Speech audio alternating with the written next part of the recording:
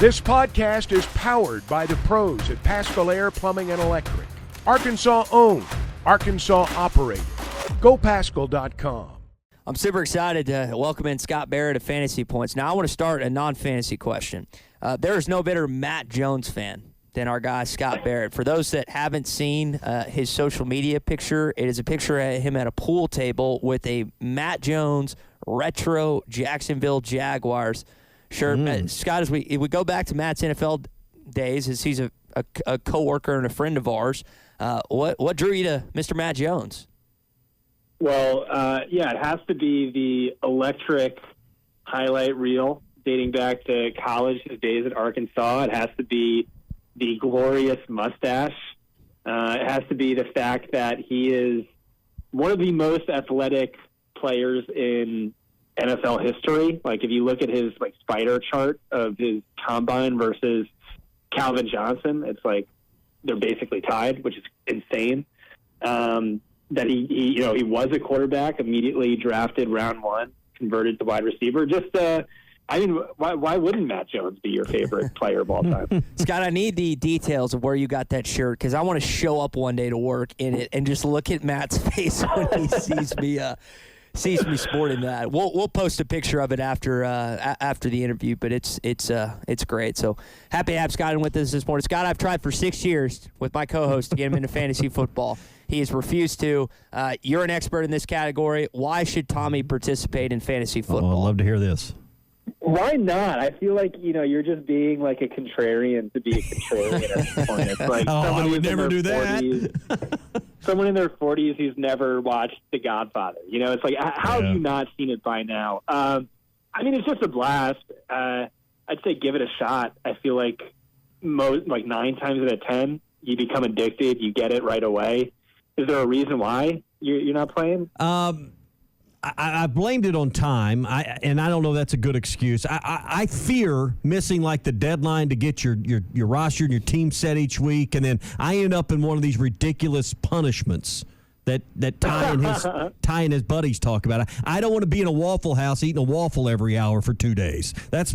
I guess that's one of my pushbacks.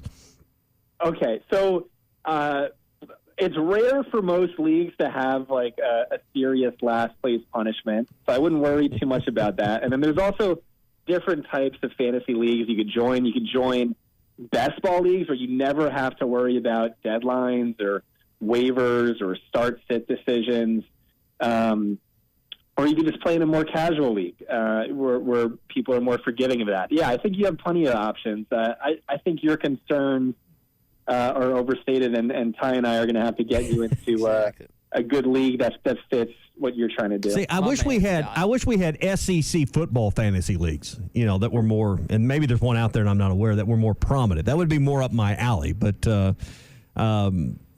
listen, I know I am the outsider. I know I am the exception, not the rule in this case. But I always do love hearing about these wild punishments, Scott. What of all your years around this, what is the wildest punishment for the loser of a fantasy league you've stumbled across?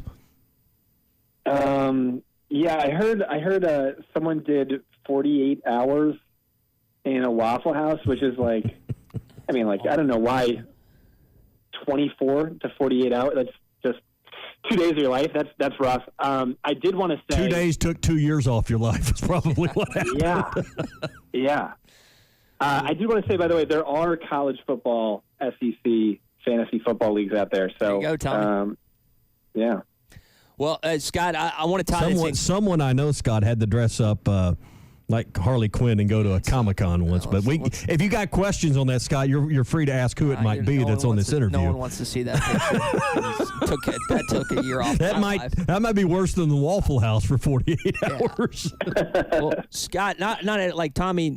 Tommy mentioned him being the minority, but not everyone plays. But I'm going to tie this into the NFL. Dak Prescott obviously going through contract negotiations right now with Jerry and Stephen Jones and their management.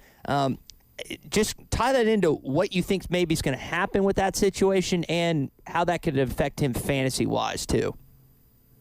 Yeah, I'll be completely honest. I'm not a cap guy. Like, when I went to fantasy analyst school, I got A's in everything, and I got F's in cap stuff. So I really have no idea. I will just say from a fantasy perspective, it's not great that CeeDee Lamb is not there, hasn't been there.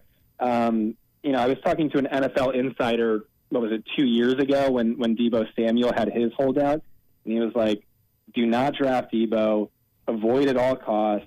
He showed up to camp overweight. The team is pissed at him. He wanted to do a bunch of new stuff on offense. He wasn't there to learn it. So he's behind on against Ayuk and all that. And he had a pretty terrible, lousy year for, compared to what he did the previous season. So you worried about that a little bit with CeeDee Lamb, but even if that's not the case, let's say he shows up and he's like in perfect shape, he looks awesome. It's also the fact that he hasn't been there. And so, it's given Brandon Cooks, it's given Jake Ferguson a chance to improve their rapport, their chemistry with Dak Prescott. So maybe we see them a little bit more involved, or you have a better grasp on the playbook and maybe, new wrinkles he wanted to add to that this offseason. So I'd say those are some things to keep in mind this offseason. But in terms of how is Dallas going to be able to afford both of them? I don't know. I feel like they'll probably get something done, and probably.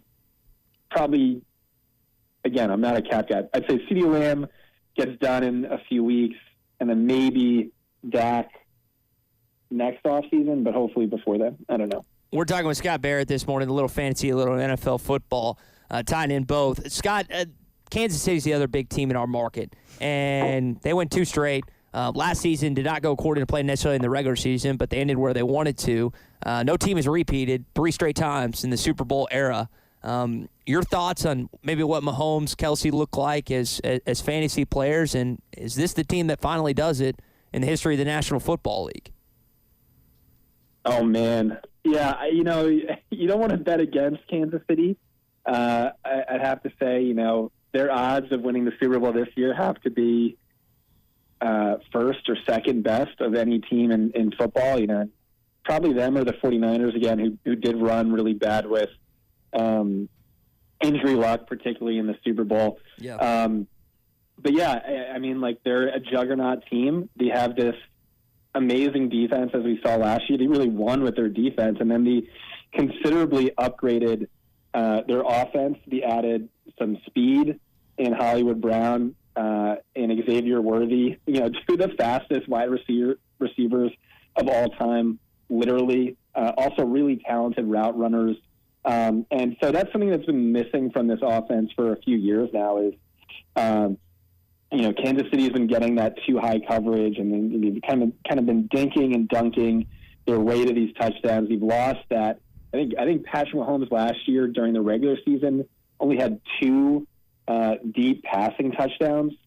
So like throws 20 plus yards through the air. I think Baker Mayfield had 19. And so, yeah, they really lost that deep element to their game. And I think by getting Xavier Worthy, Hollywood Brown, you bring that back. I think that just opens up Rashee Rice and Travis Kelce underneath. You asked about Kelce's fantasy potential.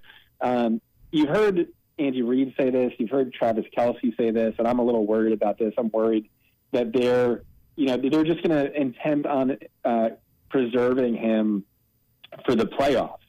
And so that's going to hurt you in your fantasy playoffs. He's going to be and before that as well, he's going to be a 50 to 60% route share guy, which, like, as good as Kelce isn't really going to get it done for fantasy. That's the concern. We'll have to wait and see on that. But, just all the speed around him, I think he seems set up for success, or at least better efficiency than we saw last year during the regular season. Well, Tommy, Scott, Ty and all of his buddies, they've rented this Airbnb for the weekend. You threw in some very smart-sounding football cliches there with too high coverage and talking about route running. When you get down to the draft, what are some of the things and some of the terminology you need to throw out just to make sure you sound like the smartest guy in the room that really knows nothing? What are some of the key DB phrases you need to be throwing out there during your draft to just intimidate everybody into thinking, hey, this guy knows his football? And he really knows nothing because Ty. It's me to a T. This is Ty. And this is really a question and an answer that's pointed directly at Ty. Well, I'd say check out the Fantasy Points data suite. We have a bunch of tools that can help you sound smart. Our favorite tools for tools. All right, good.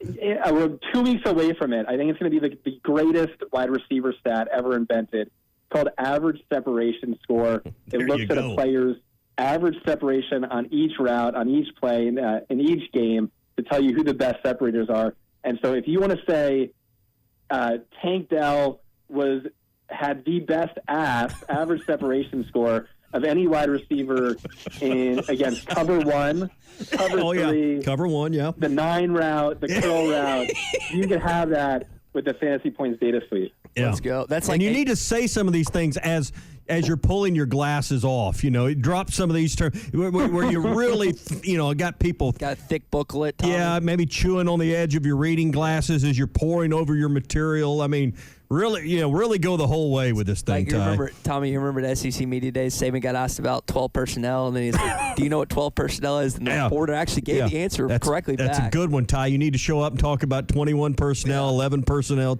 I'm taking this guy because he's really good in 11 personnel. Well, that's what you need to say. Scott, I am happy that you've given Tommy an avenue to SEC fantasy football. I'm hoping he takes you up on that. We'll have to wait and see.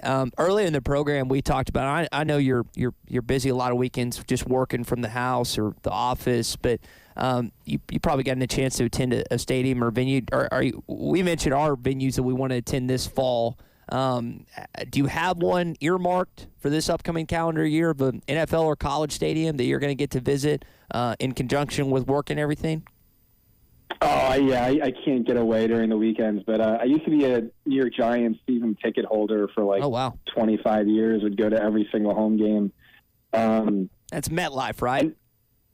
Yeah. Well, and the old stadium as well, which, by the way, was so much better. I don't know why they paved that over and made a new one.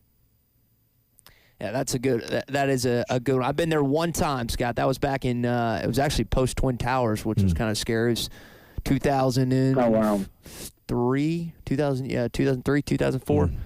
Something like that. Well, Scott, we appreciate it. I'm hoping that was enough of a window to get Tommy into somewhat fantasy football, maybe college, maybe a listener or two is like, well, I kind of want to play SEC fantasy football too. Should Ty show up this weekend and claim he's been doing film study?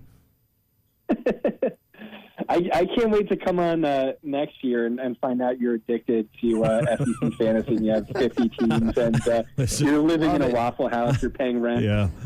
I'm out of time for addictions, though. That's the problem in my life. Golf, radio, sports, it's tough. Scott, I know you got plenty of stuff to get ready for this season. We appreciate you joining us this morning and having some fun. All right. Thanks a lot, guys. Thanks, Scott. BetOnline is your #1 source for all your betting needs. Get the latest odds, lines, and matchup reports for baseball, boxing, golf, and more. BetOnline continues to be the fastest and easiest way to place your wagers, including live betting and your favorite casino and card games available to play right from your phone. Head to the website or use your mobile device to sign up today and get in on the action. Remember to use our promo code BELIEVE. That's BLEAV for your 50% welcome bonus on your first deposit. Bet online, where the game starts.